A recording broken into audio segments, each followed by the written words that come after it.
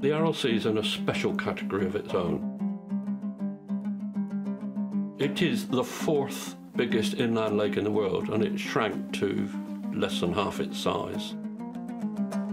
This is the greatest loss of water caused by human beings on the planet. A Russian professor called Glazovsky invited us to go to a conference all the way to the Aral Sea. I think it was an adventure for any British academic to go into the Soviet Union, let alone to go to Uzbekistan, which was virtually closed.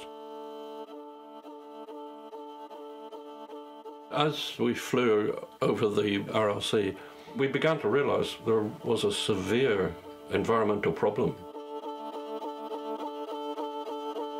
Stalin needed cotton for the army, for his tents and clothes. So he introduced cotton growing in the area, and the only way you can do that is by irrigation in a semi-arid area. The result of doing that is that you do get salination of the soils over time, and the soils diminish in their fertility. So your obvious thing to do if you're losing fertility is to use fertilizers.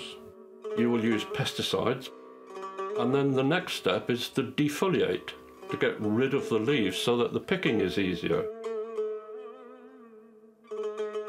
What happens when sea level goes down is that it actually goes out and it exposes the sea floor. And that sea floor was salt and mud and silt and sand and all the human waste from the Syr River and all the pollutants from all of the agriculture as well. And it was very nasty stuff. What then happens is that you have seasonal winds blowing, and particularly the northeast wind, which sweeps right across this exposed seabed, picks up a dust cloud, and it's made up of all that toxic waste. It goes over towns and it causes untold damage. The young children were getting respiratory illnesses. They couldn't breathe. There were problems with the women who weren't bearing children. I can remember walking from the hotel and there were women just sitting under loquat trees all the way down the road. They had nothing. They looked very hungry and poor. So with a few colleagues we went into the nearby shop and all bought a bag of goodies and took them back and chatted to the ladies and just walked on, leaving the paper bags full of food there.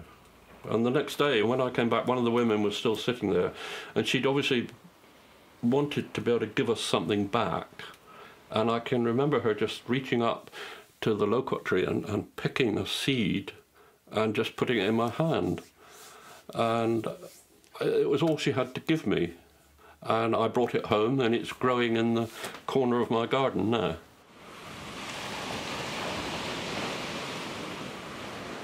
A shoreline is the only place on Earth where the land and the ocean and the atmosphere meet. And it meets in a little narrow line because it's a shock absorber, absorbing all the energy of the sun through the wind into the waves and ending up on a beach, and a beach goes, thanks very much, you know, give me some more. If you haven't got the sea there, crumbs.